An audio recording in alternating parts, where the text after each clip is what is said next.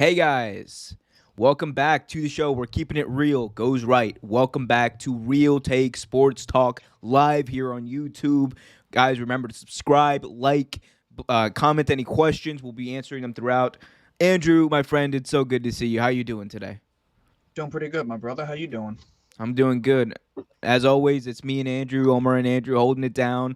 Johnny, good luck in law school. Trenzy, we don't know where you're at. You were supposed to join. You're not here. Sucks. But we got a great show. We're going to be talking everything NFL Conference Championship weekend. We're also going to be talking about the NBA, some fallout from the divisional round, and then we're going to be talking about some big retirements that happened over the past few days in the NFL. But before we get to that, make sure you hit that like button again, subscribe if you haven't already, and hit that notification bell so you get notified whenever a new video is released. Also consider supporting the show every month on Patreon for as little as $2. Patreon.com/Real Take Sports. It's really good way to support the show. Also get some fun exclusive content. So let's get to the beginning. So we're going to begin by talking about some of the fallout from Wild Card Weekend. Obviously, Andrew, one of the biggest stories was Drew Brees retiring after losing to the Bucs.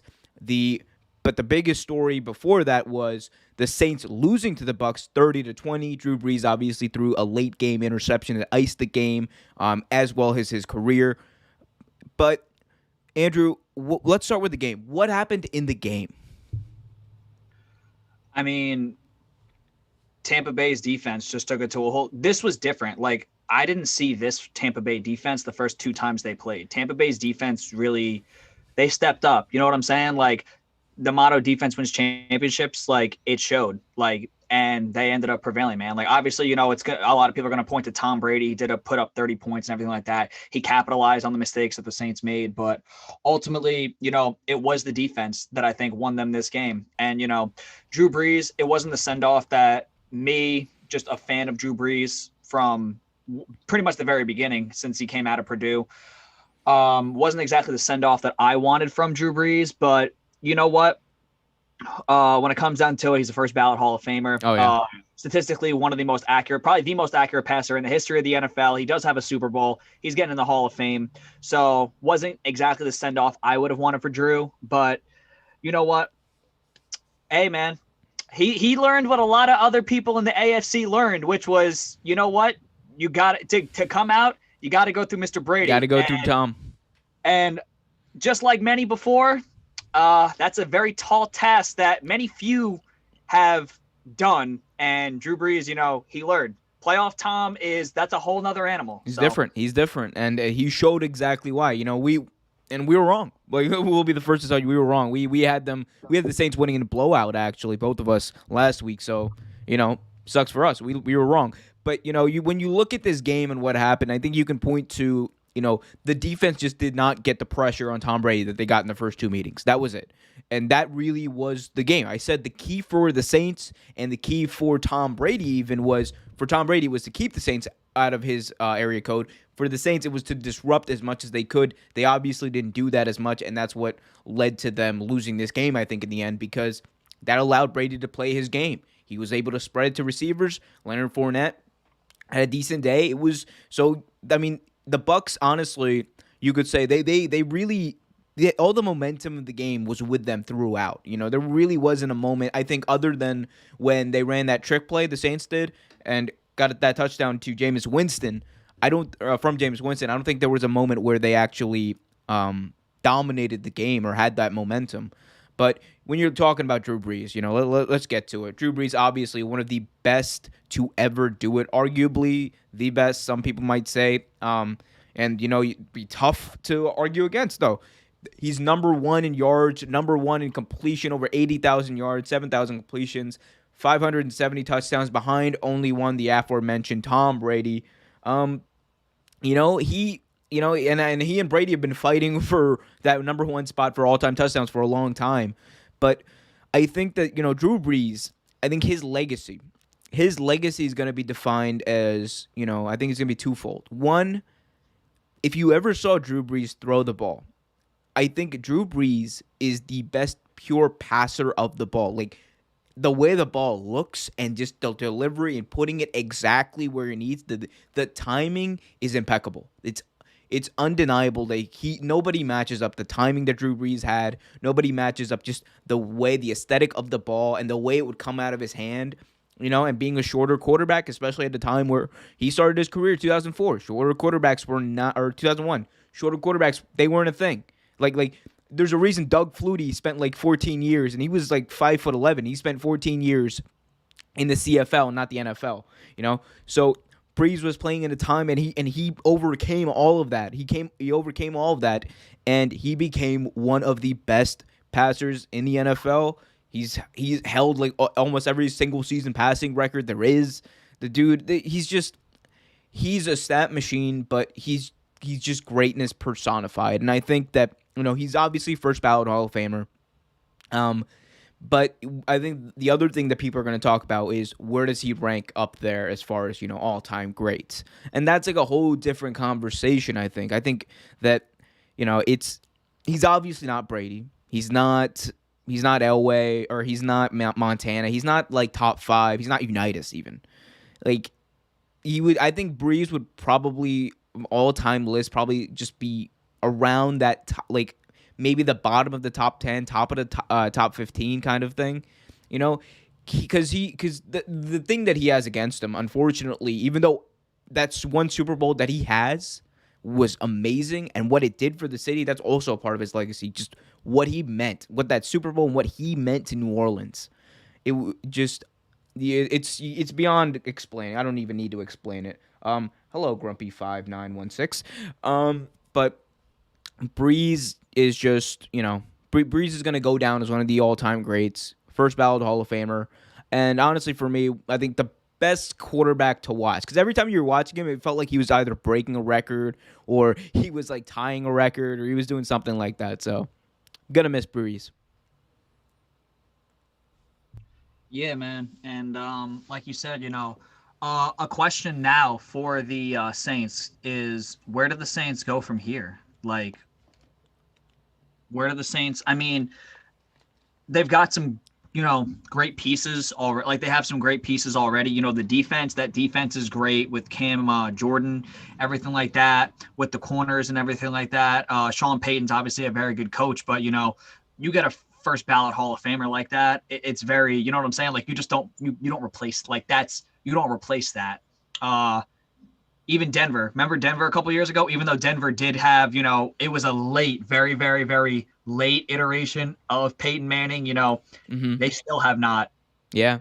You know what I'm saying? Like, they haven't recovered. And first ballot Hall of Famer like that, dude, you don't replace that. And don't get me wrong. I mean, Jameis Winston is a talent. I know Taysom Hill has been there forever. He kind of knows the system and everything. But, I'm not going to say this is necessarily a rebuild, because the Saints have been so good for so long. But, I am expecting them to take a step back, and, we'll see what happens from there. You know what I'm saying? There's been people have been saying around that Michael Thomas might be – he's been having some issues within the organization. He might ask out. Michael Thomas has always had issues with everybody, it seems like. But it's like, this is just speculation, but, there's been people who have said that, with the hiring of Urban Meyer in Jacksonville, you know what I'm saying? Like, even though Jacksonville is not I don't see that happening. I don't think that's going to happen.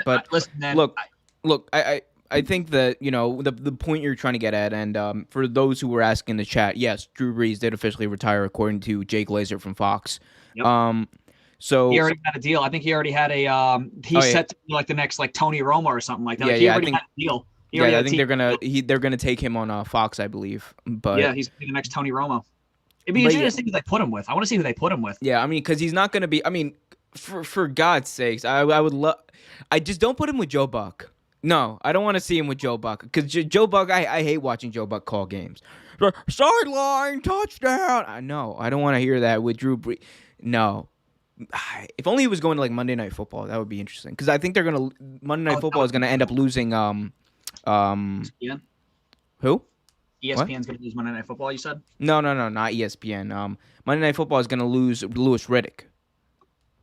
So they're gonna need someone to replace that. But look, anyway, I think that look, when you're talking about who takes over, obviously there was that scene on the sideline where Drew Brees apparently whispered to Jameis Winston and told him that, this is your team now. We don't know that for sure. Jameis, I think this year did help him though. I think he kind of needed a year where the pressure wasn't on him. Even when Brees went down, the pressure really wasn't on him. He was allowed to take time to learn, sit back, and I think develop his skills more. We're gonna see whether or not they come to fruition next year. I think he's capable of it. The talent, the potential's always been there with Jameis. Even you and I, we don't particularly like him. We didn't like him when he came out, but we did agree the talent was there. The question was, is he going to be the guy who's going to be able to do it, right off the bat? And we said no, because he really needed to be molded into a better quarterback. And I think that under Sean Payton, I think he might have that capability. We're going to see next year, but when the question is, who do you go with? Taysom Hill, who he played okay. He played his style of game, but is that sustainable in the long term, and is that what the Saints want to do, especially when you're coming from a Drew Brees? And, Jameis Winston, I think, fits more of that kind of down-the-field passing attack because, yes, he did have 30 interception season, but people forget in that same season he had over 5,000 yards passing. So, that was in the Arians, by the way, too, right? That was in the Arians air raid offense, yes. Yeah. But so, I think there's potential either way. Do they draft a quarterback? Is there going to be, Zach Wilson potentially at the end of the draft, or do they trade up to get a Trey Lance, who I think could kind of be a better version of Taysom Hill, and Trey Lance would be actually the kind of quarterback I think that would fit in that offense because Peyton could use him on quarterback runs, and he could also, but he's at the end of the day he's a pure passer. Yeah, it'll be interesting to see what they do, honestly. I don't know. I'm not Sean. You know what I'm saying? The only one who really knows is Sean Payton. We don't know. They could shift to a more run-heavy style of offense. You know what I'm saying? Because remember, they do have Alvin Kamara, who is one of the top. I'll give him top 5 running backs in the NFL when healthy. So they could shift that entirely, completely. You know what I'm saying? We don't know what's going to happen, but what we do know is that replacing Drew Brees is not going to be easy. But we'll see what the Saints do with that. Yeah. Yeah, and I think the other question that people are going to have is, what's the where do you see, I guess, well, actually, I do want to ask you this. Where do you see Drew Brees as far as, rankings in quarterbacks, all-time rankings? You know what? It's weird because he's one of those players where he is a first ballot Hall of Famer. And when you look at him, he's not your stereotypical, quarterback. You know what I'm saying? He's not he's not big like Cam. So he's not big and imposing, but he's also not Peyton Manning. You know what I'm saying? He's not big like those guys, but when you look at the body of work and everything like that, they've made the playoffs how many years of his career? He is statistically the most accurate passer in the history of the NFL. And he does have that Super Bowl. So, personally, I think, like you were saying before, I think I would put him maybe on the lower end of the top 10, which, by the way, that is not slighting him at all, because think about all the greats that have come and played that game at that level. That is not slighting him at all. To be in the top 10 of anything, especially at that position with all the greats that have played the game, I'd put him right there. He's definitely a first ballot Hall of Famer. That's for sure. So but dude, think about what he's had to overcome, dude. Think about it. Wasn't the biggest guy, didn't necessarily go to a football power. He did come out of a conference that, has a football power, did not come out of a football power. And he defied the odds, dude. Think about what he did for the city of New Orleans, man. He won that Super Bowl for them. First time ever. I remember watching that Super Bowl when who was it Joe Buck? I forgot who was calling I think it might have been Joe Buck who was calling the game, when he said, for the first time in franchise history, this is the first time, I think what he said, this is the first time in franchise history that the New Orleans Saints are lining up in victory formation in the Super Bowl. And I was like, that's what Drew Brees did for that city, man. So that's all I got to say about Drew Brees, man. One of my favorite quarterbacks ever. And I just, I wish him the best. He's a great football mind. He's probably going to do great in the booth. So, yeah, and we're going to love watching him, Sad to see you go, but, in reality, he's not really going to go anywhere. But nope, not going to get him. Still gonna have them every Sunday. So yeah, we'll see what happens with that. But moving on, Drew Brees again, one of the best quarterbacks of all time. But moving on, another quarterback who retired this past week was Big Papi Philip Rivers. Apparently, half the country's father, Philip Rivers, retired this past week. He released a statement with the Indianapolis Colts that I'll read out right now.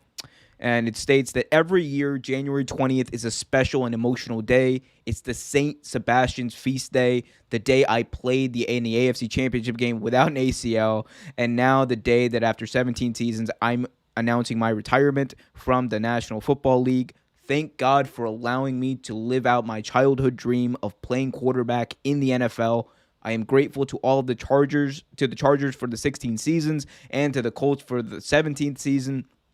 Thank you to all my coaches that helped me grow as a player and as a person. Thanks to the support staff. I appreciate the opposing defenses making it challenging physically and mentally every week. I also enjoyed the banter, and yeah, there was a lot of banter. Yes, I appreciate. You can talk some shit. Yeah, I appreciate the referees for putting up with my fussing. I think that it was right most of the time. Dadgummit. Thanks to the fans in San Diego around the nation that both cheered and booed. Special thanks to my teammates. Without a doubt, my favorite part of the game being a teammate. Thank you for being mine. Lastly, thank you for my wife, my best friend Tiffany, and our children Haley, Caroline, Grace, Gunnar, Sarah, Peter, Rebecca, Claire, and Anna. Jesus Christ, he actually does have a lot of kids.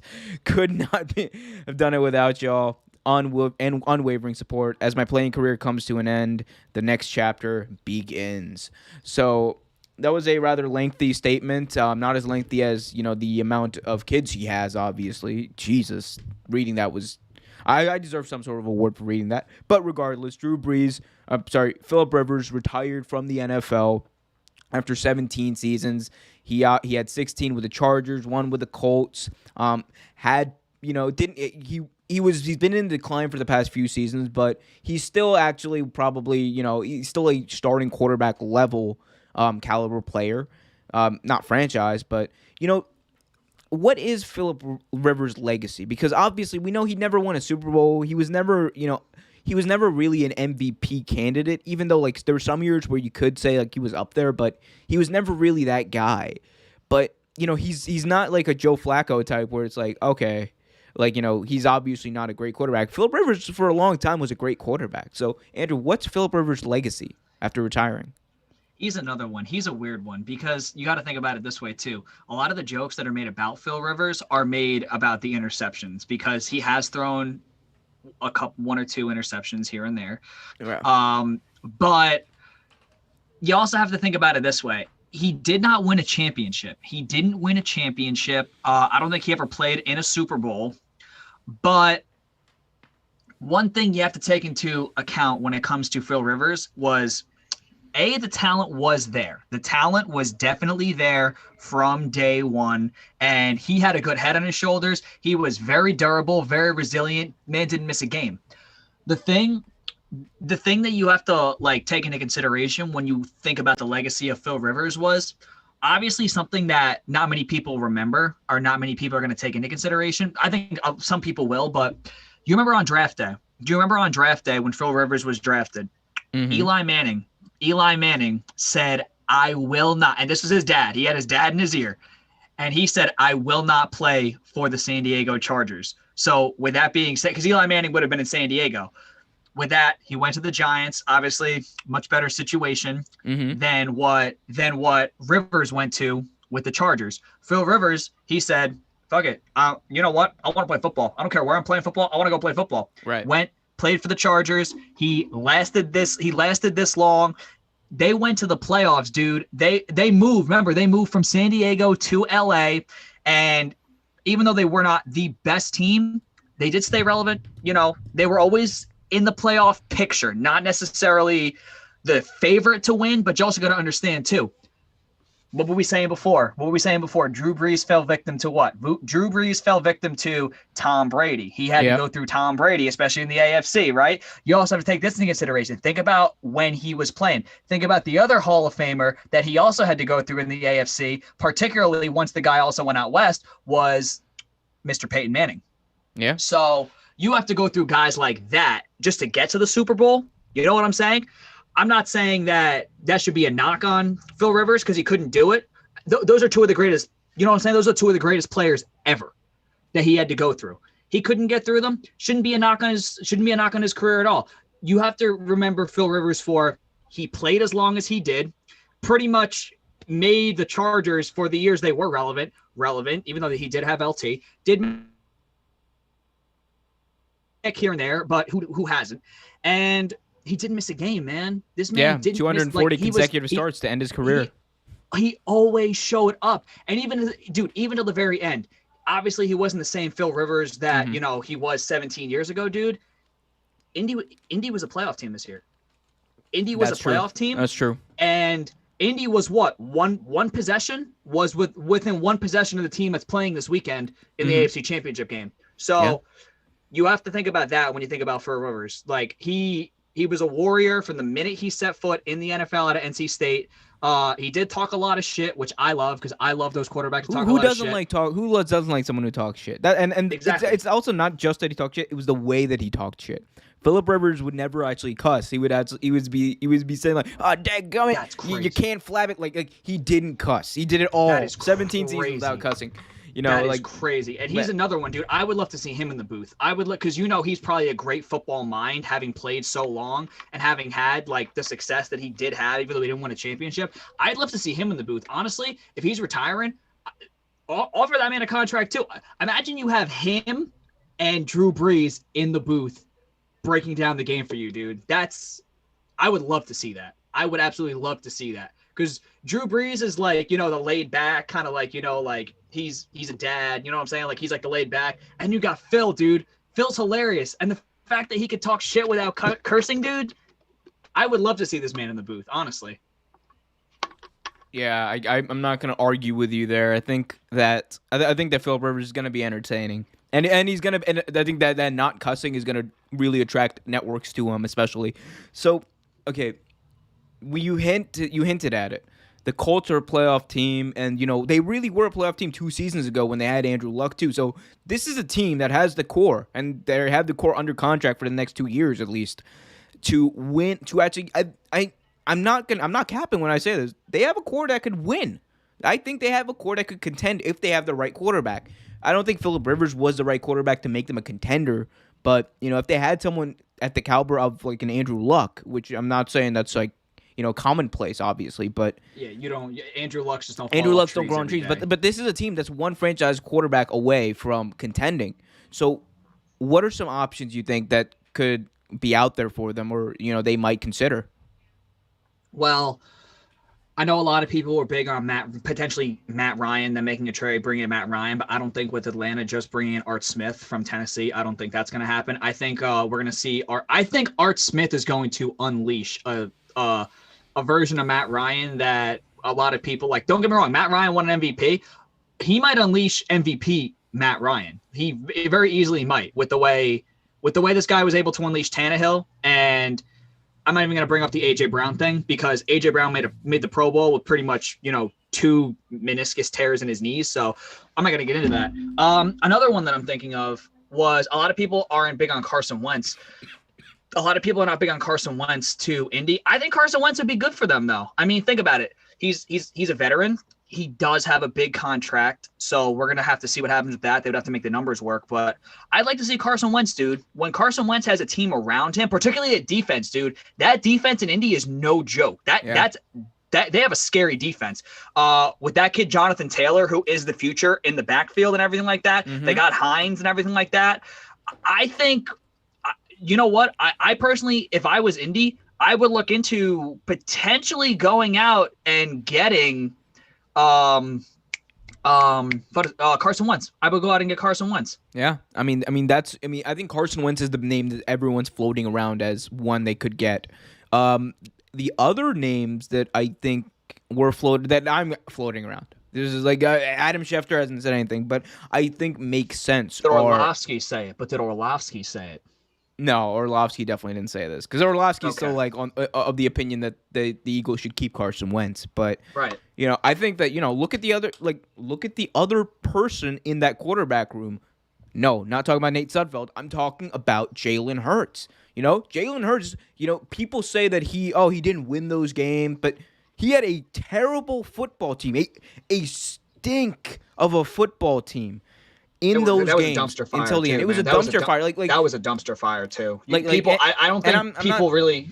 I'll let you finish. I'm not trying to absolve Carson Wentz of being bad or other players, but the thing people forget is that football team from top to bottom, offensive line, defense in general, defensive backs were just atrocious all season. So it wasn't just the quarterback situation, but to do what Jalen Hurts did in those games that he was there, I think that proved that he can play in the NFL. And what do the Colts have that the Eagles don't? A solid offensive line, a solid defense. They have the core. So if they were to make a trade for a quarterback, and I don't know what you would have to give up to the Eagles. That's the other thing. It's the other thing that plays into it. Would the Eagles give up Jalen Hurts, and what would you have to give to them? What do you think the price is for Jalen Hurts? Because the dude was a third-round pick, but he's shown potential, but they also have this guy they're paying $100 million to in Carson Wentz in the same quarterback room. So if you're the Eagles, what do you do? Or do you just hold out and say, we're just going to keep our options open?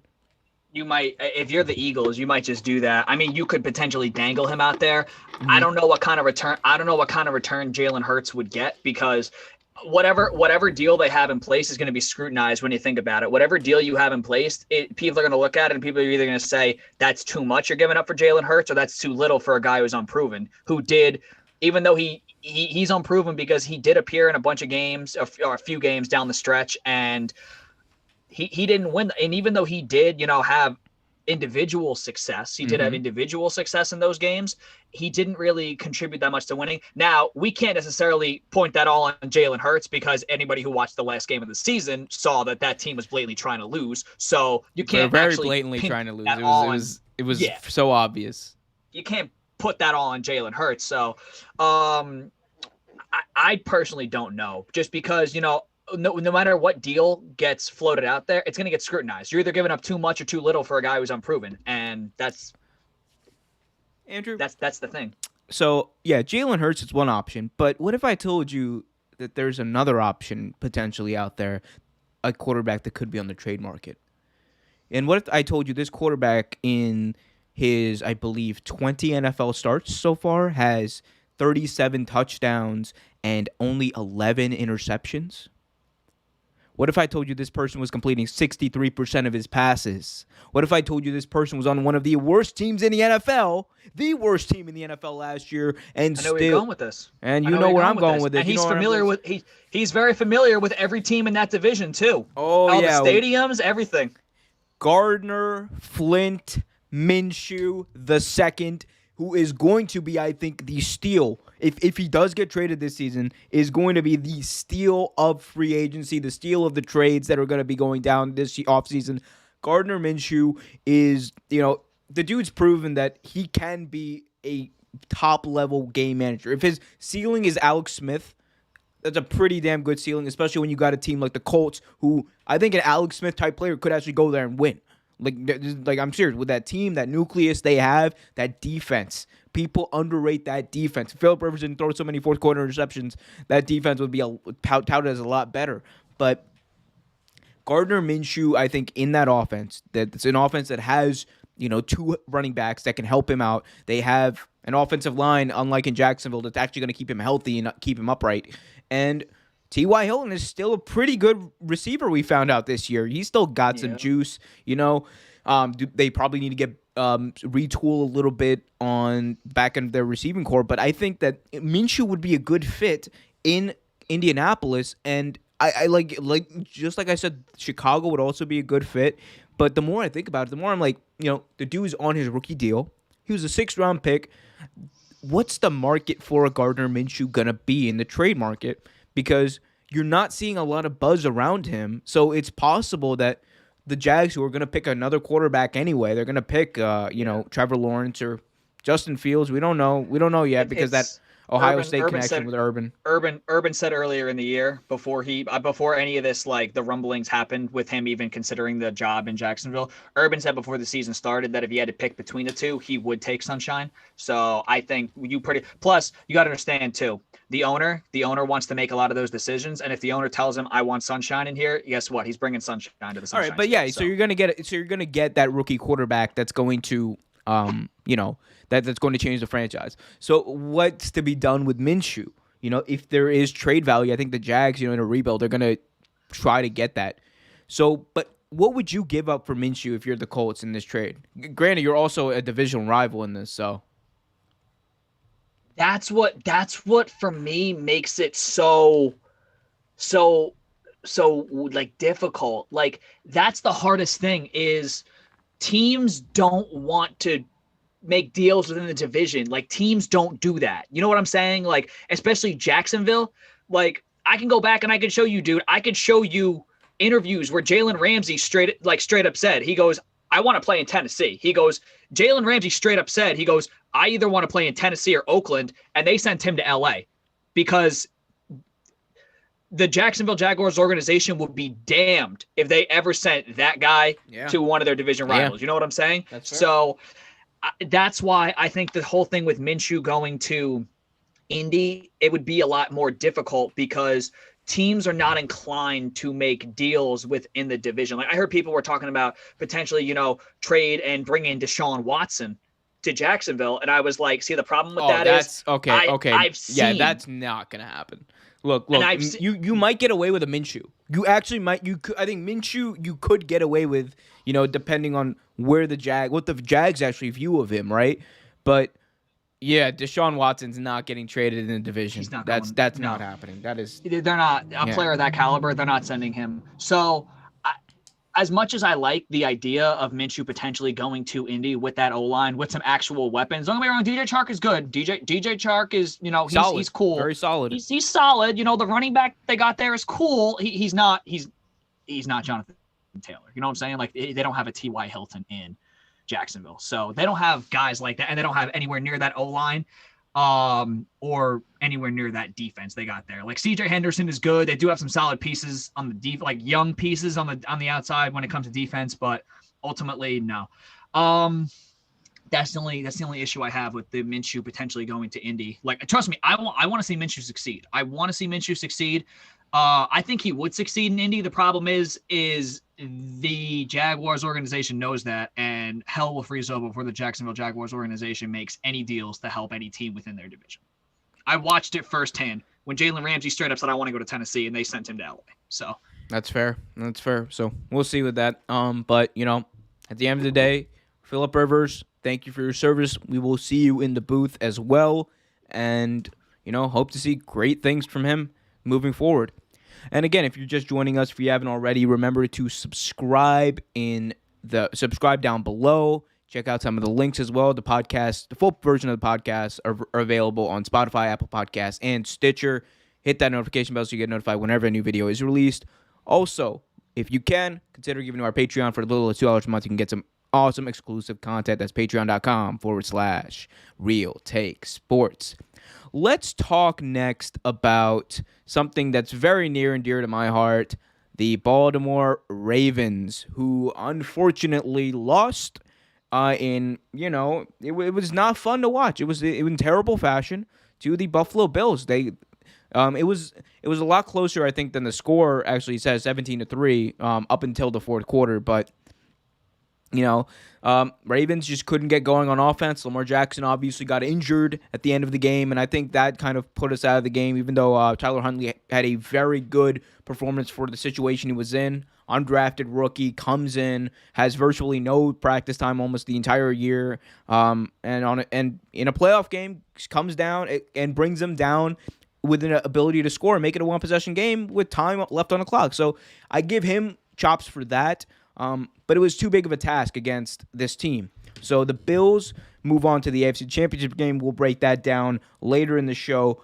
But the Baltimore Ravens, Andrew, are now in their offseason, and a lot of people were critiquing the Baltimore Ravens passing attack. And I want to, if I can, and we're going to test it out to see if you can actually hear this. We're going to take it to John Harbaugh actually answering a question. So Harbaugh was asked about the team's passing concepts because they came under scrutiny when Kurt Warner and Steve Smith said that the passing concepts were simple. So we're going to listen to John Harbaugh do that. Just give me 1 second to set it up. In the meantime, do remember to... Oh, wait. Nope. That's not what I want to do. In the meantime, do remember to subscribe and hit that notification bell if you have not already. All right. We will... All right. We almost got it. There we go.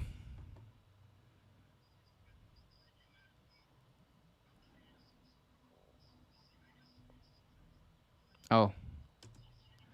1 second. I don't think they can hear. All right. Well, I can hear. You can hear, but I don't think they can. Well, as you can see, I'm still working out the kinks with this whole thing. Just give me a second. I actually should be able to do this. In the meantime, Andrew, tell them something about the Ravens losing. It didn't snow in Buffalo, but Bills Mafia did show up. They showed out. And there's a lot of criticism around Harbaugh, the passing and everything like that, but we're not going to, and this is not me trolling, we're not going to pretend that Buffalo was not the better team. Obviously, it did hurt when Lamar went down, but at that point, was the game really salvageable given the way that Buffalo has played and given the way that you expect Buffalo to play? And that Buffalo defense, man, you got to give props to that Buffalo defense, dude, because that Buffalo defense, they're legit. I think they're going to give Mr. Mahomes, who is playing, who I have heard is going to play this weekend after the hit that he took last weekend. I think they're going to give Mr. Mahomes some trouble. The Ravens are fine, though. Like, I know a lot of people are willing to, what's wrong with the Ravens and all this. Like, there's no reason for anyone to, get on the Ravens and start talking bad about the Ravens, start not believing in the Ravens. Listen, man, Lamar Jackson is still Lamar Jackson. He went down.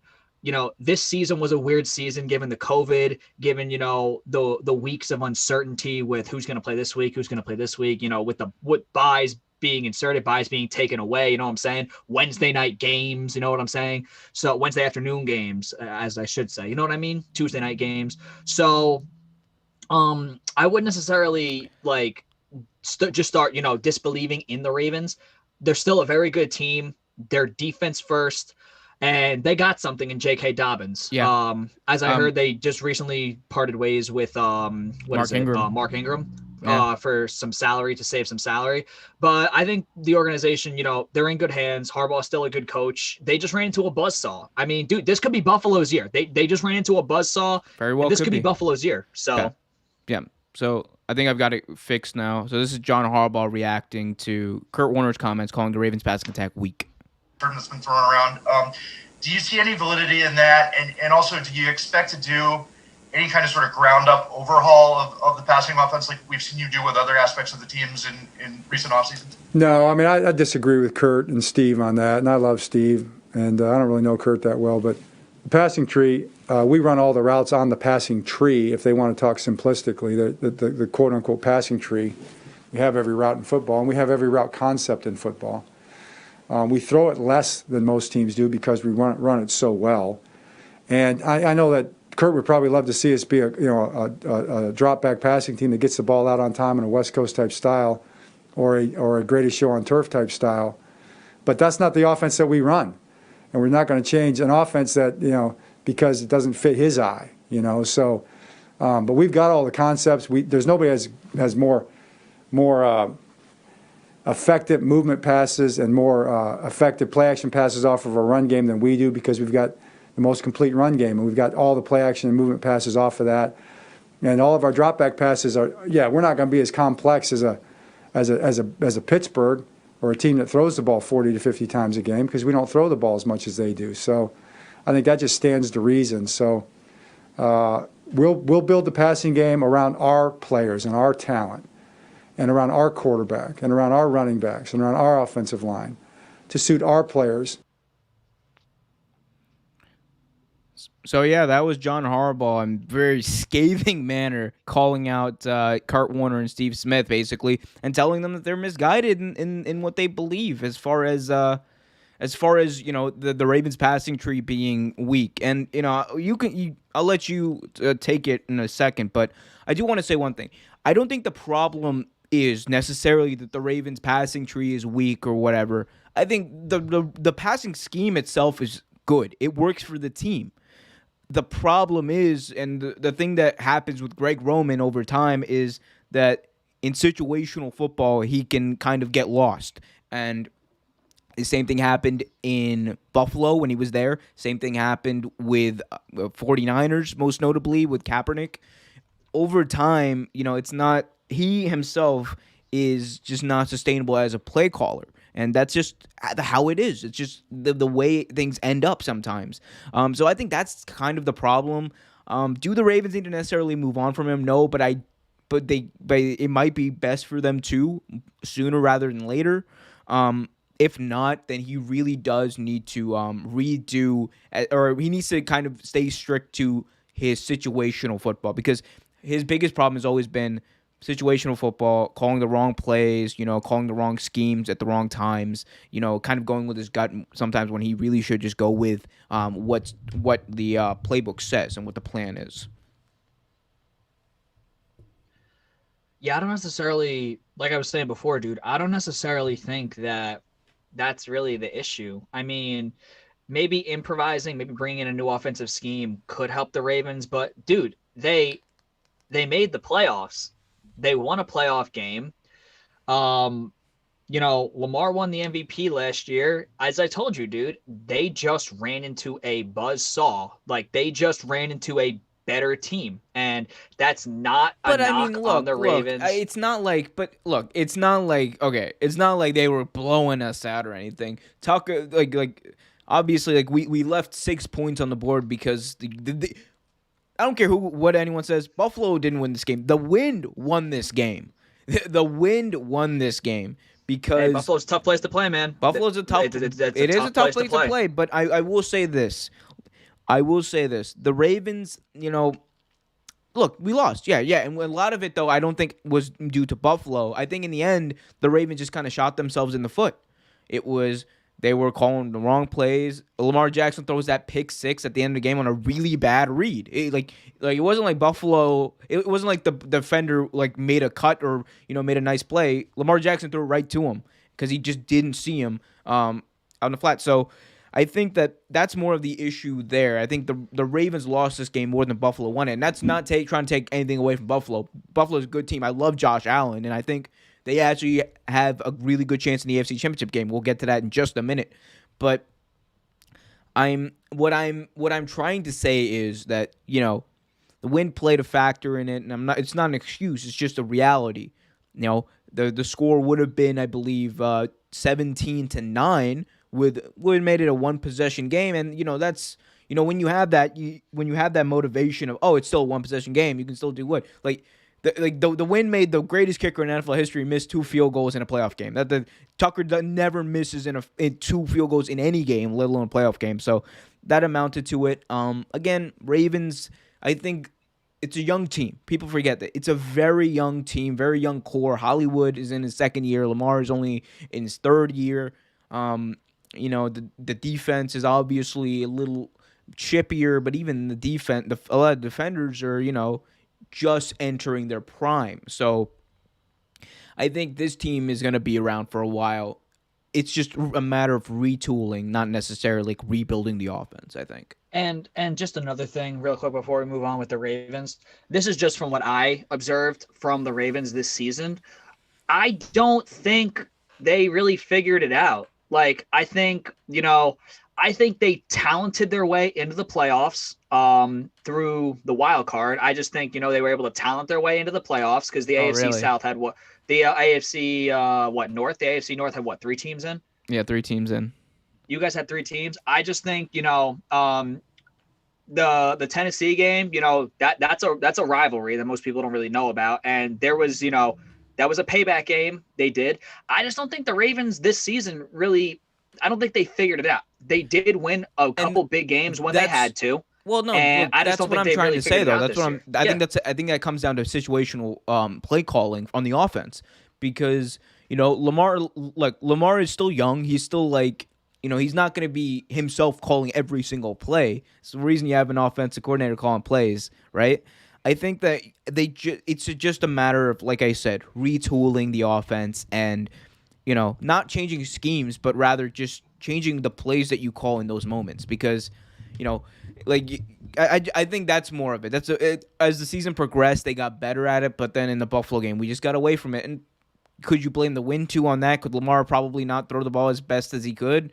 Yeah, I mean, and we saw that there was actually a play at the end of the game where, or towards in the fourth quarter, where Huntley actually had Hollywood streaking and he just missed him, and he was throwing with the wind, so that kind of explained that. So I think it's just a matter of also getting experience on in the elements. I think that's the problem. That's another thing that we talked about last week that might hinder this team going forward is the fact that Hollywood, Lamar, a lot of these guys, Huntley even, they played in Florida. They played in places where you don't see a lot of the elements. So Think about the playoff games they've played and lost too. Think about it. In Baltimore last year, the year before, in San Diego or LA, and then this year was in Buffalo. So, and think about the game they won was in Tennessee, which is not exactly, not exactly Minnesota. You know what I'm saying? But, so, I think all of their things are things they can figure out in the offseason. yeah, I think no, these they're are going to things be. can They are figure here out. to stay. They are 100%. here to stay. They're going to be good. It's those elements, man. Those elements they're a part of the game, and they can be big. Yep. Another thing that's part of the game is making sure that you are subscribed and get notified whenever we have a new episode released. Be sure to hit that subscribe button. Hit that like button, too, if you can. We'll be taking questions. Oh, we got King of Philly Sports. Hey, what's up? Bills are going to win the Super Bowl. Let's talk about those Bills since King of Philly Sports brought it up. Thank you, King of Philly Sports. Be sure to like and subscribe if you haven't already. So let's talk about it. AFC Championship Game is going to be held in Kansas City, 6:40 p.m. this Sunday. It's going to be the Buffalo Bills with Josh Allen going up against the Kansas City Chiefs and Pat Mahomes, who's coming off a game where he had a concussion, but Chad Henne came in, made some big plays, and sealed the game against the Browns. Andrew, talk to me about this game. What are you looking forward to the most in this game? You know what? I was watching that division game against the Browns. I know a lot of people were all like, a lot of people are running with the Chad Henne, Mahomes goes down, Chad Henne. Listen. The Browns lost that game. When Mahomes went down, the Browns did not capitalize on a golden opportunity. If that happens this week, I can assure you Josh Allen is not going to pull a Baker Mayfield, and he's not going to he's going to capitalize on that situation. That's all I'm saying. And I think Buffalo's defense is a lot better than the Browns' defense. The Browns are an upstart team. Remember, they won their first playoff game in 26 years or something like that. The other day, a couple weeks ago. So, I think they were more wide-eyed and everything like that. And I think the moment was just too big for them. Josh Allen, though, I don't see it. I don't see it. I actually think Buffalo wins this game this weekend, dude. I honestly think Buffalo wins this game. Josh Allen is having an insane year. Probably should be. He should be. I mean, he's probably in consideration to win the MVP. He should receive votes with Aaron Rodgers and Derrick Henry. Yeah, I threw that in there. Yeah, of course you did. Yeah, I had to. And Kansas City, dude. I mean, as much as people. One thing we saw from Kansas City that not many people look at, their game changed entirely. So people were like, is there a way to beat the Chiefs? I mean, listen, I'm not saying attack Mahomes, but if there comes an instance where Mahomes has to take an extended leave of absence from the game, load the damn box because they're not going to throw it. All right, Greg Williams. All right, we get it. Bounty Gate. Come on. All right. In all seriousness, I do think that this is going to be the game of the year. I know I said that last week, but I think this week, This week is going to be different. These are two offensive powerhouses going up against each other. Two of the best passing teams in the NFL. The two best passing teams in the NFL going up against each other. And two of the top, I would say, 5 quarterbacks this year going up against each other in Mahomes and Allen. I think you're going to see a lot of, I think you're going to see the offensive coordinators actually throw the entire playbook at this game because it's going to be a wild ride. We could see a situation where this game ends in like a 45-40 shootout. There's also a likelihood that this game could end in like a 20-17 kind of like, defensive powerhouse. We don't know. Buffalo plays defense, dude. Yeah, but I take the latter, especially in Kansas City. We saw what this team did last week. Even without Mahomes, they still did enough to come back or to like sustain their lead and just keep their drives alive. So I think Mahomes, obviously, we know that the concussion isn't going to be bleeding into this week. We know that that's not going to be hurting him. Josh Allen. Question is, can he keep this streak going? Can he keep this win streak going? And if he does, he'll be the first quarterback of that 2018 draft class to actually make the Super Bowl. He was one of the most underlooked and underrated quarterbacks in that draft class. Because when you looked at quarterbacks in that draft class, dude, the top 3 were Darnold, Baker Mayfield, and Josh Rosen. And you can put those people in any order. Those are the top 3, like in varying order. But then Jackson and Allen were kind of those, Jackson was more of a wild card because people were saying that he should be a wide receiver. But but Allen was like the guy where everyone's pointing to, we don't even know why he's here. Josh Allen isn't a top quarterback. He's not a first-round quarterback. When if you saw the he's got a strong arm, but does he have the accuracy? Play in Wyoming. It was evident to everybody. Anybody who saw him play and didn't just listen to Walter or like read shit on Walter Football, read shit on like on these random ass blogs. Like, I know everything about the NFL. I've read the draft combine. Like, no, watch the games. Josh Allen was a star at Wyoming, and he was a talented star at Wyoming. That's why I still have a bet. I have a bet that's alive. I said that of that 2018 draft class, and granted, this was right before the draft, I made this bet, that Josh Allen would be the first of these quarterbacks to win a Super Bowl because he has exactly what it takes. He can go anywhere and win. He can go into like a snowy city like Buffalo and win there because he's got that strong arm, because he's got the accuracy and the mobility to back it up, even if he needs to. So I never got why he wasn't a guy other than people saw the stats and were just like, he's like, a mediocre quarterback. He's Joe Flacco, when that's just not the case. He's like Joe Flacco at his best all the time. That's who Josh Allen is. Plus with the ability to run. So like, he's a great quarterback. I never got it. We'll get to projection in a second, but what's your take on that?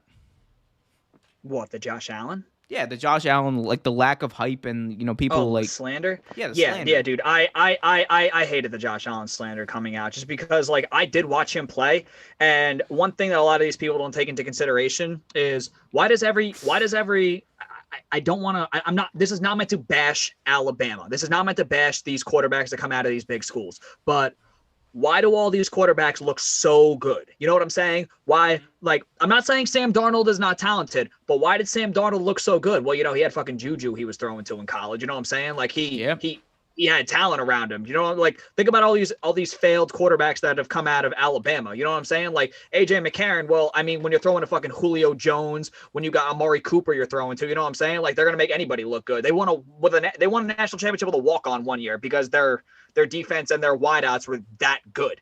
So you look at who this guy was throwing to. I don't even think those guys are playing in the NFL. Those guys he was throwing to in college, and he had no offensive line.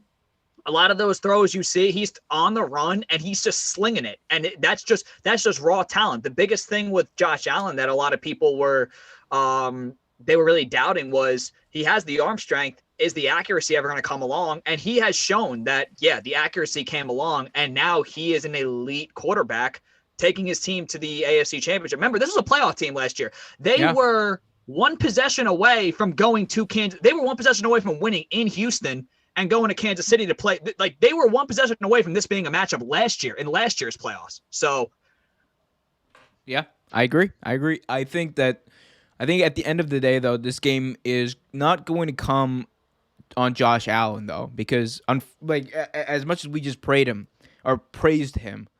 the person who's going to decide this game and have the most impact on this game by far is Patrick Mahomes. If Patrick Mahomes comes back and plays lights out, and it's going to get to a point where Allen even will not be able to hang, because Pat Mahomes, when he gets to the playoffs, we've seen it the past 2 years, man. When he's at his best, he's unstoppable. And yeah, it has to do with the fact that he also has, two number one wide receivers, and he has a two-headed monster at running back. And Tyreek Hill is the number one wide receiver, man, whatever you want to say. Okay, but you know what I'm saying. He's got next level talent around him, as well as being one of the greatest quarterbacks to ever best quarterbacks rather, to ever step foot on a field. So if Mahomes messes up, look for Allen to take advantage of it. And that's what it's going to be. If the Chiefs play their game, they score on nearly every possession like they are apt to, or in the playoffs, I think the game's over. That's why I'm picking Chiefs. And again, I say this with a lot of respect for the Bills, but I just think the Chiefs are just too damn good. They're going to go to the Super Bowl again, and we could be staring at a battle of quarterbacks with Pat Mahomes and Aaron Rodgers in the Super Bowl. So I'm going to take Mahomes and the Chiefs 37-25. Somewhere in that range. I'm going to go the opposite. Oh. I'm going to go the opposite way, and I'm actually going to not only go with Josh Allen, but I think it's going to be a close game. I think they're going to run tempo. Like, it's not going to be as much as people are expecting this to be a shootout. I don't think it's going to be a shootout. I think they're going to run tempo from the very beginning, Buffalo, to the point where I think if Buffalo wins the coin toss, Buffalo is going to say, we want the ball first. They're going to try to take as much time off the clock. They're going to try to control, keep the possessions low. And I actually think Buffalo wins this game 27-24. All right. There. You heard it here first. We were split on this. If we had more people actually joining us, Simon, then maybe we would have a consensus, a real take consensus, but we don't. Yeah. We're split on it. We're going to see what happens this Sunday. You don't have law school. That's right. He does not have law school. We're going to see what happens this Sunday. But in the meantime, if you need something to do on Sunday, consider subscribing to us on patreon.com/Real Take Sports. You get some exclusive content. You get some live chats, some Q&A with the guys. And you also get to help out a fledgling YouTube podcast. Be a nice person. Help us out.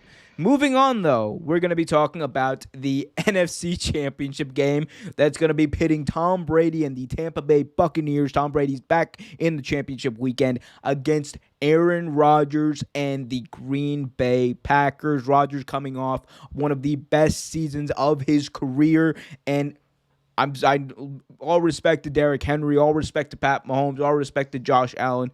The clear-cut MVP, I think, from this year, Aaron Rodgers. It's going to be an interesting game because we didn't think the Bucs would get this far, but they have. And basically, their thing is, if the Bucs are gonna have a chance in this one, it's just gonna be like I said when I was breaking down the Chiefs game. It's gonna come down to Aaron Rodgers, because we saw these two teams face each other before this season, and Rodgers got pretty shellacked by this Buccaneers team. So, Andrew, what are you looking for from this game? Where do you see it going? Honestly, dude, I bet against Tom Brady last week. I was dumb. I thought the Drew Brees farewell tour was going to overcome. Tom is apparently bigger than that. And even though Aaron Rodgers is probably going to win the MVP this year, you know what? I'm not betting against Brady again. Tom Brady, no one has done it more, and nobody has had more success, been there, done that more than Tom Brady. And you know what? As we said before, man, at the start, playoff Tom is a different animal. I'm not betting against playoff Tom. I am most excited to see what Tom Brady is going to do this weekend with the weapons that he has.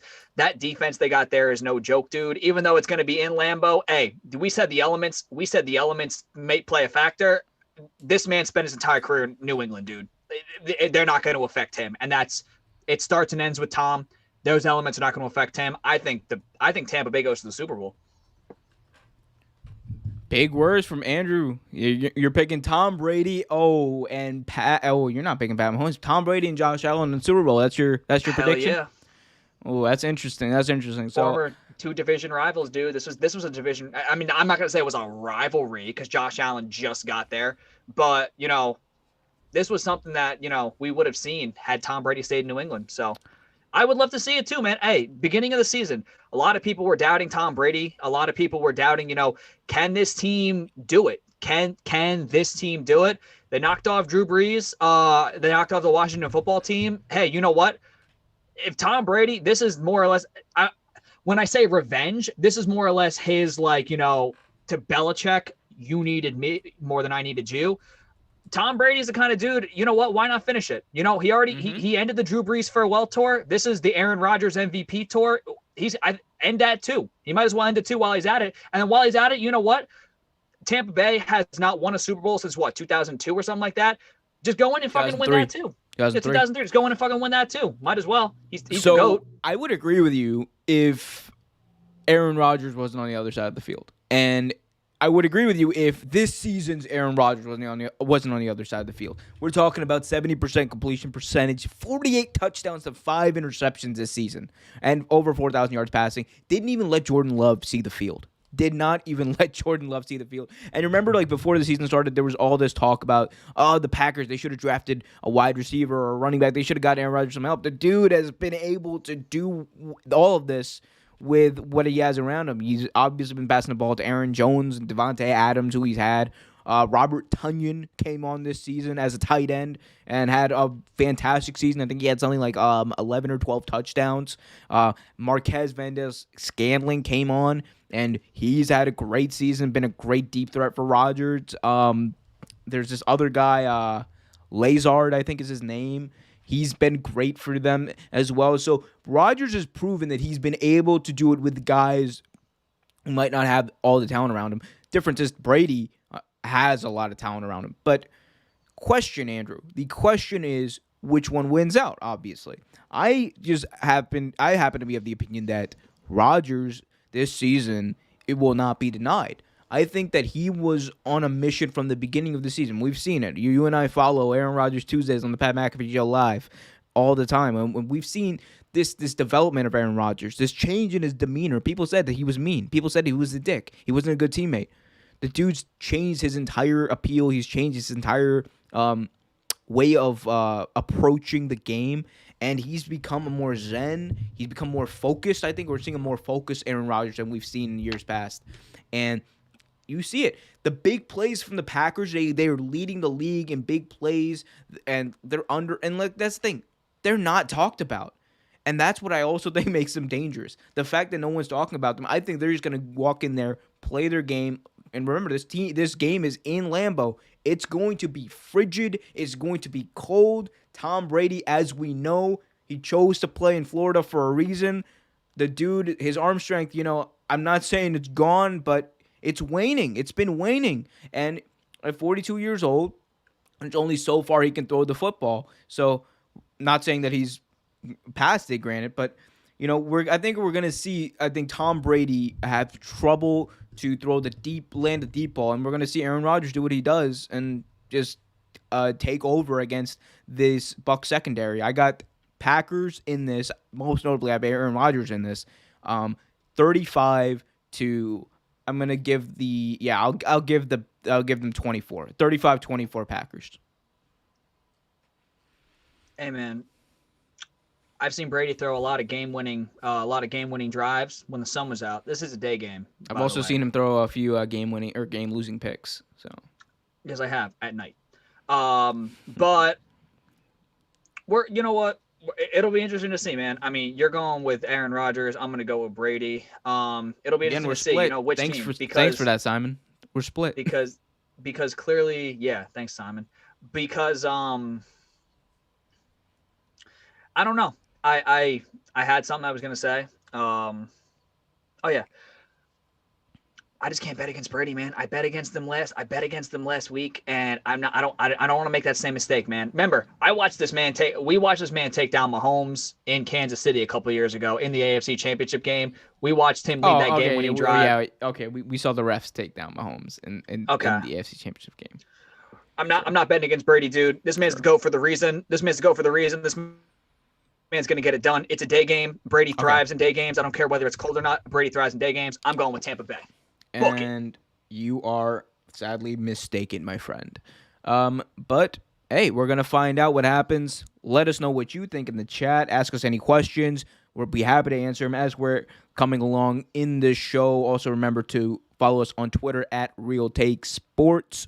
Also, check us out on Facebook as well. Check out the archive for any videos. Ask your questions, guys. We are here to answer. We have nothing better to do on this wonderful Thursday night. Moving on to the NBA, Andrew. I believe we have some interesting takes with the Warriors and the Lakers. Why don't you tell us about it? So anybody who watched the Lakers game the other night, they saw Steph Curry bury the Lakers.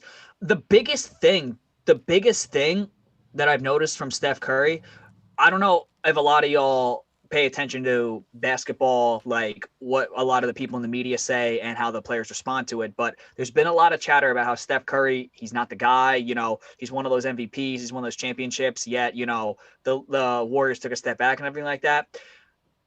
The thing about Steph Curry that I think a lot of people have to understand is that the reason for why a lot of people were talking about that at all from Steph Curry was because you see the way Steph Curry has been playing recently, dude. Like Steph Curry, he's been carrying that Warriors team. Now, mind you, James Wiseman, the emergence of James Wiseman actually playing like a number 2 overall pick has helped. The role players have stepped up. They had a big win against the Lakers the other day. Steph hit that clutch 3. But this is what we wanted to see from Steph last year. When KD left and there was no Clay, it was just him and Draymond. We wanted to see, all right, Steph, it's pretty much all you, go do it. He couldn't do it. Steph is doing, I think we all knew Steph was capable of playing like this, but we wanted to see it from, like, we almost had to, like, drag it out of Steph. And we almost had to be like, we know how good you are. Do it on a nightly basis. You can't coast. And I think that's one thing with Steph is that he's been so used to coasting because he had those years with Kevin Durant. He's had Clay.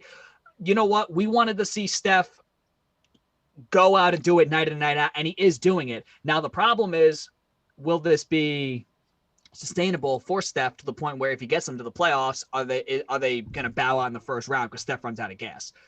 We're going to have to wait and see. They had a big win the other night. Obviously, LeBron became under 5-second LeBron once again, brooking the game winner. But the Lakers are still probably the favorite to win the West, so we're not even going to get into that. I'm happy for Steph. Steph has proven the haters wrong, so good for him. Yeah, I mean, I think that Steph is that Warriors team, even with KD and all that, they don't win that title without Steph. They don't win all of the championships without Steph. I think Steph is kind of like, and I mean no disrespect by saying this, and it's probably a bad analogy, but I don't really have a better analogy I can come up with.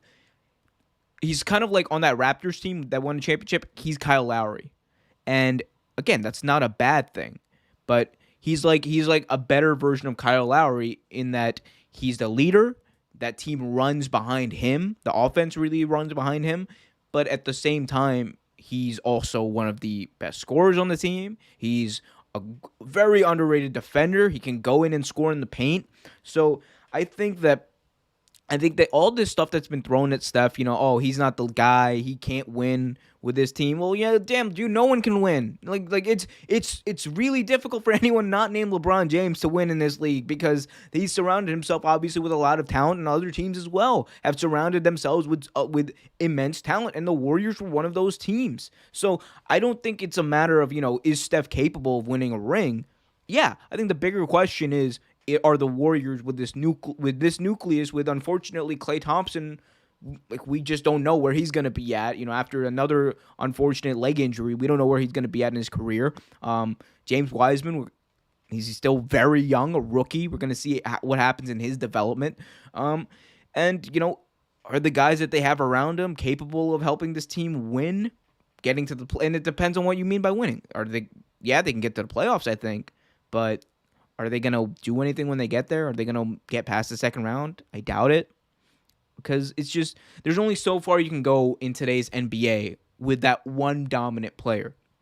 And when that one dominant player like isn't someone who is a freak of nature, like LeBron James, who can make a team like the trash Cleveland Cavaliers in the East into a championship appearance team, I don't know.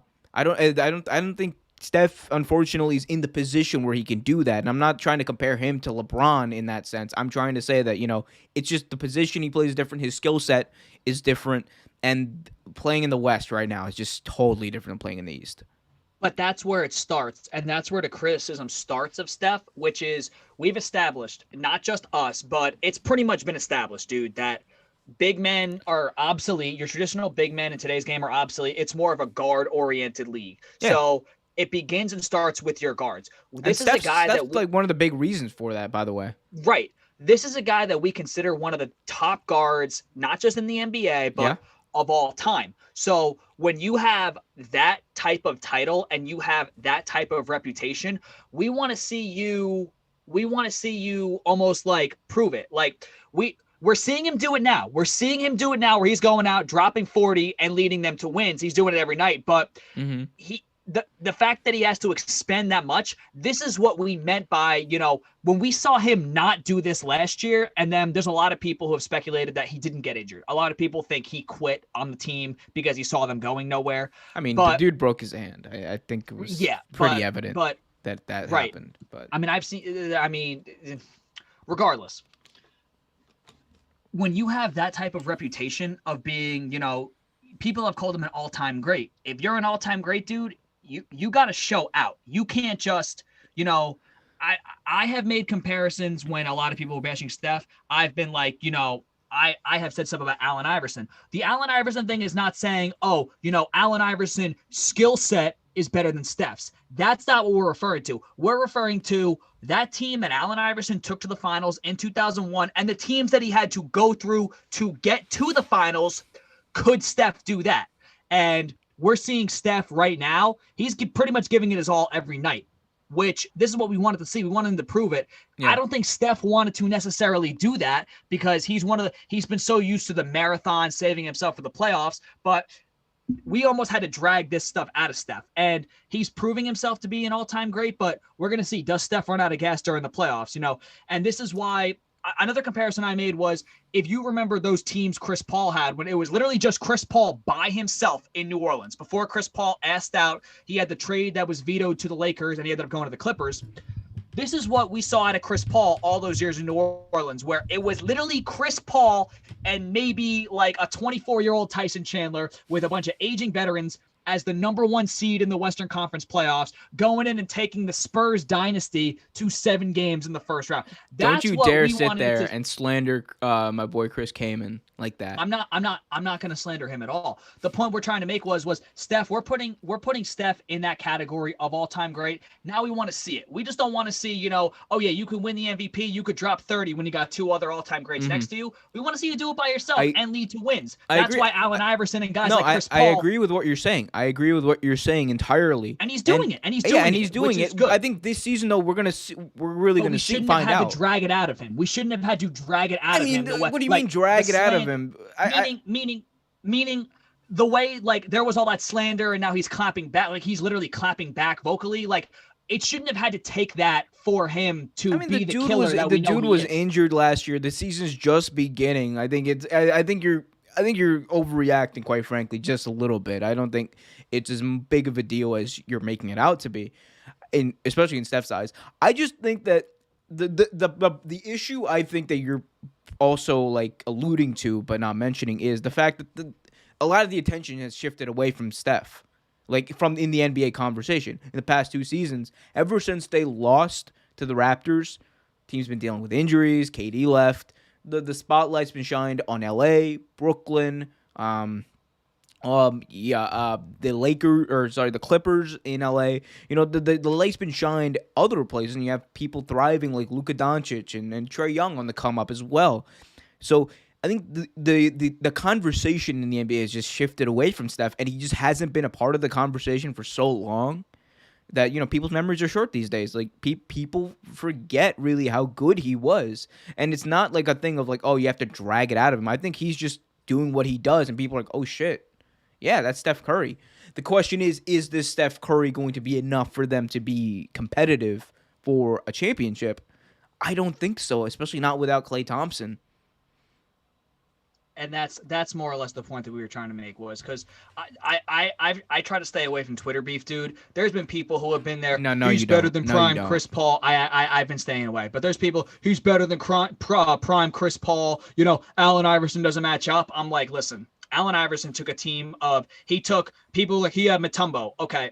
Mutombo averaged 8 points per game for his career. What kind of scoring are you getting from Mutombo? You know what I'm saying? Yeah, you're getting rebound, you're getting defense, but what are you getting offensively? Like, you look at all those guys that Allen Iverson took to the finals. He took a bunch of no-name dudes. He took a bunch of scrappy dudes who were offensively challenged, where it was Allen Iverson dropping his 36 and then everybody else giving him 4, 6, 8, that kind of production. And we're like, all right, Steph, we've elevated you to the point where we're saying you're better than this guy. Well, go do what he did. Like, go do exactly what he did. I think you're just mad that AI never got a ring. I think that's. I am very pissed. I'm very pissed at AI. AI was one of those players who deserved a ring. He went to Georgetown. He came from the bottom. He was from Virginia. He came from the bottom, single mother, went to Georgetown, drafted number 1 overall, won an MVP, took the damn Sixers to the finals, and didn't win. I wanted that man to win. And be like that. And we're gonna see if Steph finals and a finals MVP. We're gonna see if Steph's capable of doing that. Another person who has not won an NBA title so far in his career is one James Harden. As we talked about last week, James Harden did get traded to the Nets in a super duper trade that fucked over my Cavaliers, who we will apparently talk about later on in the show. But Brooklyn Nets, James Harden in his first appearance, 32 points, 12 rebounds, 14 assists. Andrew, I know you have strong feelings about this. Let us know what you think. You know what? I think he had a very strong debut. Kevin Durant is one of those players where, outside of Klay Thompson, where you take him off any team, put him on any team, and he could fit, just because if you need him to be a complimentary piece, he can be a complimentary piece. If you need him to go out there and carry the team, he can carry the damn team. So this very easily could be James Harden. James Harden could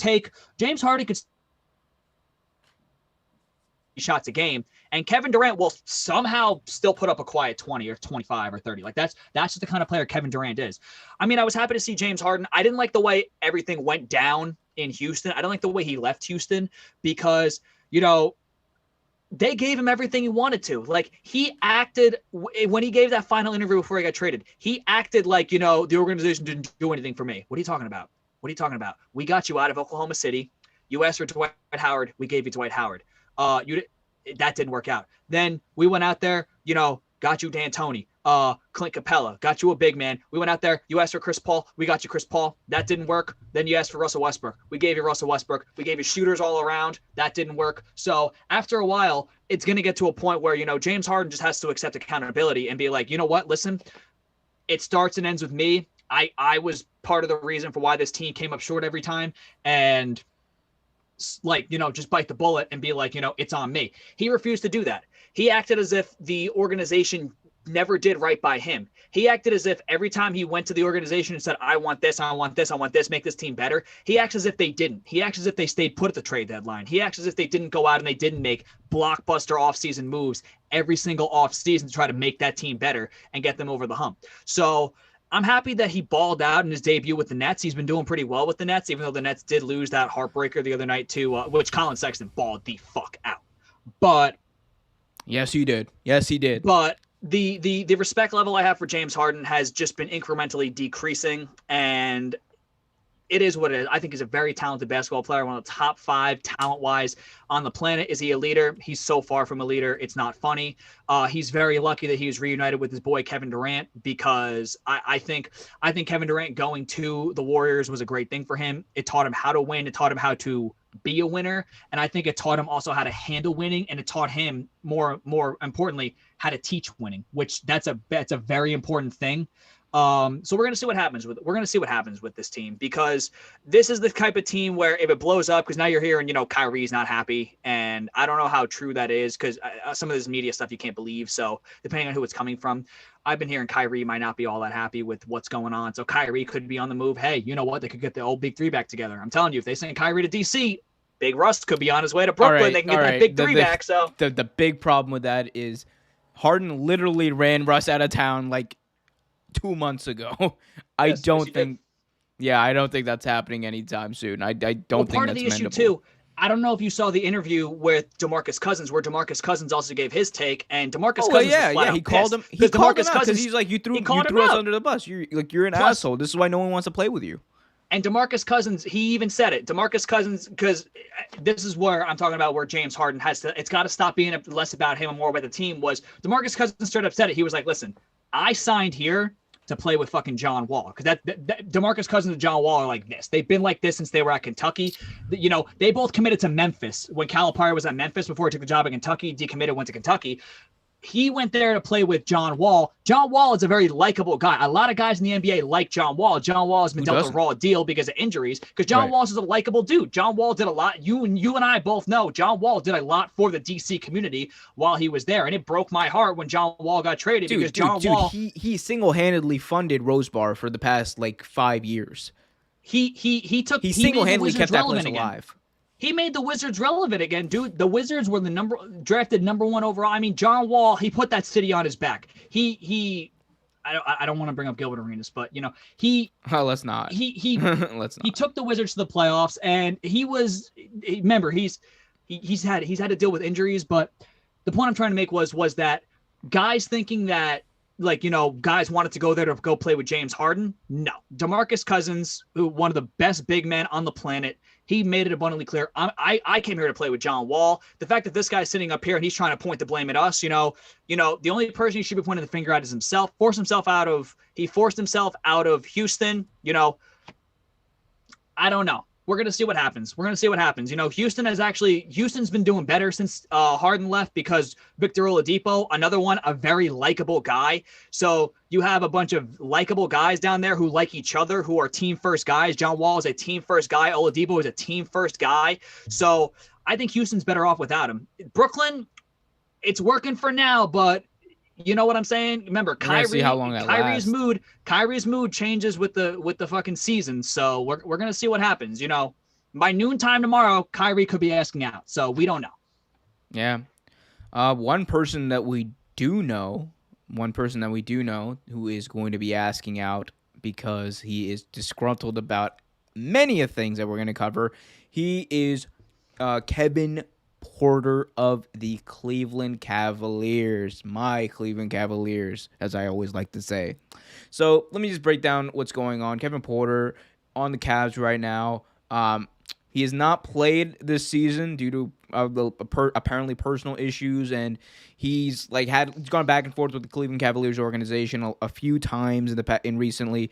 And it kind of culminated in this past week when he entered the locker room and realized that the team gave his locker to Taurean Prince, who was acquired in the trade that happened with the James Harden situation.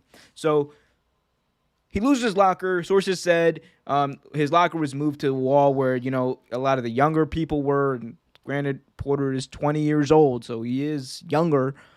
Sources said that general manager Kobe Altman came into the room and confronted Porter because of his behavior, and the player remained combative and apparently very aggressive with his boss. The Cavs spent the weekend trying to trade him in lieu of this, and Coach J.B. Bickerstaff heard the commotion in the locker room from his office and came in shocked and disgusted apparently at what he heard. We don't really know specifically what he heard. I mean, maybe you know, Andrew, but we don't know what he said that was so bad. But considering how bad the Cavs are, it would have had to have been really bad for them to consider trading you at this point, because the Cavs don't trade anyone who's even remotely they probably should trade. But here's my question, Andrew.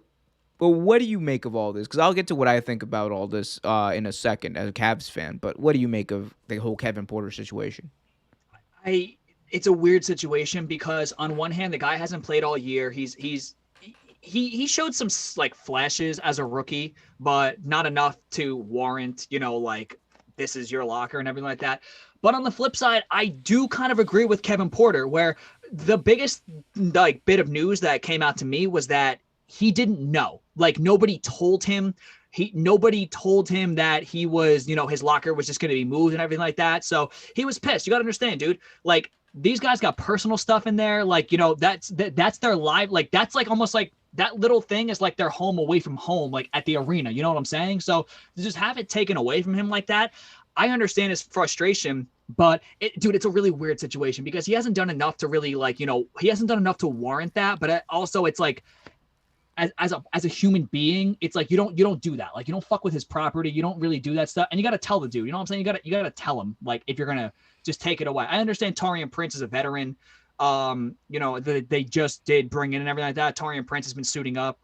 Porter hasn't suited up this season, but I just think it's common courtesy, really, to just at least tell the kid you're gonna move his shit before actually moving his shit. That's my take on it. Wow. Let me tell you my take, which is the adult take on this, which is you're 20 years old, you're not playing for the team. There's really no use for you to have a locker in the first place if you're not going to play anyway. You're 20 years old, and your locker gets moved. Okay? You're not Tom Brady, all right, in the NFL. In the NBA. You're not LeBron James. You're not Trae Young. They're not building the franchise around you. You're not Luka Doncic. You're not Porzingis. You're not Jamal Murray. You're not James Wiseman. You weren't the first pick in the draft. You have no reason why you should be pissed. Go out there on the court and show them why they shouldn't move your locker without telling you. No, like this was inexcusable to have an outburst like this, and considering some of the stuff that apparently he said, completely inexcusable. He hasn't shown up on the court. He hasn't done anything to prove that he has the right to be angry about his locker being moved. I don't even know what he would have in there to be pissed about. The dude's never at the arena. The dude's never at a game. So I don't even know why he's mad in the first place, all right? He's mad because, they put him with the young players. Well, damn, yeah, you're 20 years old and you haven't played a game. Grow up. This is a test of like not just players in the NBA, just adulthood. Petty shit like this. When you take shit in a petty way like this in any professional setting, people aren't gonna have it. You're gonna be fired when you do stuff like this. This is why they're trying to release him. They're not even talking about trading him. They're talking about releasing him because that's not the kind of behavior you want to foster in other young players. It's not the type of behavior you want to foster to your veterans either. So he has no right to be angry. If he wanted a right to be angry, if this happened to Trae Young, they moved his locker without telling him. I promise you, first of all, Trae Young wouldn't have made such a brouhaha about it in public. He would have went to the coach probably in private. No, come on. No. Trae, no. They wouldn't have moved his locker. They wouldn't have moved his locker. Understand, dude. That's the other thing. He's the team captain. You know what I'm saying? Like, they would have told him. They at least would have told him. And like, I promise you. And like the fact that Porter had this outburst in the way they did, it just proves the dude. He's not a leader. He's not one of those guys who can help. He's an immature 20-year-old dude. And you know what? I think getting released is probably the best thing for him. He's gonna have to learn. Like, dude, you don't do that shit. Like, you're not in high school anymore. You're like, it's not like he's like He's not like 19. He's not 18. This dude's he's 20. You're like high school. He was the guy. College. He was the guy. You get to the NBA. You're unproven. A guy. I know what you're saying. I know what you're saying. You're a guy. Not the guy. So. You're a guy, and it's about the team. You're not a. Thing is, he had an opportunity. He could have been a real good player. He could have been a real productive player on this team. And now he's probably going to get traded to God knows where and play probably the Orlando Magic or something. I don't know. I don't even know. He's going to get traded somewhere where he's not even going to be relevant, and the team's not even going to have the ability to build around him. So I don't know. It's sad to see, like I said, but the dude deserves to get released after apparently what he did. If this is it, if this is truly it, if it is literally that pettiness about a locker, then cut him today. Because there's really it makes no difference to really the Cavs. It doesn't make any difference to them. They're gonna win like 7 games regardless. All right, like we're gonna be in the contention for the top pick regardless. So Right. it A doesn't guy who matter. hasn't played is going to make much of a difference. He's not going to make Yeah. a difference with winning anyway. A guy who hasn't played is not really going to make much of a difference anyway. So I don't know what they're doing. I don't know. They might be trying to see if they could, sucker a team into offering up a first rounder for him, but we'll see what happens. Hey dude, if we can, I am all aboard on that. You know how I love first round picks as a Cavs Hey, just fan. know my Knicks used to be that dumb team. My Knicks are not making those mistakes no more, which is lit. Hey bro, at least I've seen my team win a ring in my lifetime. At least I've seen yes, it. you have. I've Yes, seen you all have, my and teams. I'm- Like I said, I might. I've seen all of my teams win rings in my lifetime. It's great. It's a I really haven't great seen feeling, one. Andrew. It's a really great feeling. I can imagine. Yeah. Speaking of which, any final takes, any final thoughts, things we missed? I don't know what kind of basketball teams y'all root for. I'm a New York Knicks fan. I'm just telling you, the New York Knicks, we're in good hands. We have our point guard of the future in Manuel Quickley. That kid has the meanest floater game I have ever seen. If you haven't seen it, watch this kid. We played tonight, 10 o'clock against the Warriors. Find a way to stream it if you are not regional, unless it's a nationally televised game. I don't think it's a nationally televised game because we're not big enough to get a nationally televised game. So check out this kid, Emmanuel, quickly. My Knicks are on the rise. I'm expecting big things. Tibbs, Johnny can attest to this, that I was not sold on Tibbs initially, but all. I'm Not at all. slowly coming around to Tibbs. The team is slowly making progress, and I like where my team is heading. That's all I got for the Knicks. Word. And I don't really have anything left to say other than I think that's going to do it. All right, everyone. Thank you for tuning in this week. Be sure to join us again next week live here on YouTube to cover all the big news and things that come out of this NFL weekend, as well as the other sports news that comes out. In the meantime, keep the conversation going on Twitter by following us at Real Take Sports. Follow us on Facebook.com/Real Take Sports Talk. Also, consider giving to our Patreon and supporting the show on Patreon.com/Real Take Sports. And make sure you subscribe to this channel on YouTube. Hit that notification bell so you get notified whenever a new video is released. And all the links are in the description below. Be sure to do that. And Andrew, any parting thoughts? Nah, just, stay safe. 2021. I don't know, for some of y'all, 2021 so far is I've been off to a pretty good start for me. So, just keep grinding and remain positive throughout these times. And, we're going to get through this eventually. So just stay positive and keep grinding. That's all I got. Stay positive, keep grinding. Also, be sure to follow us on Apple Podcasts, Spotify, and Stitcher. Until next time, I'm Omer for Andrew, and I will see you next week. Keep it real, guys.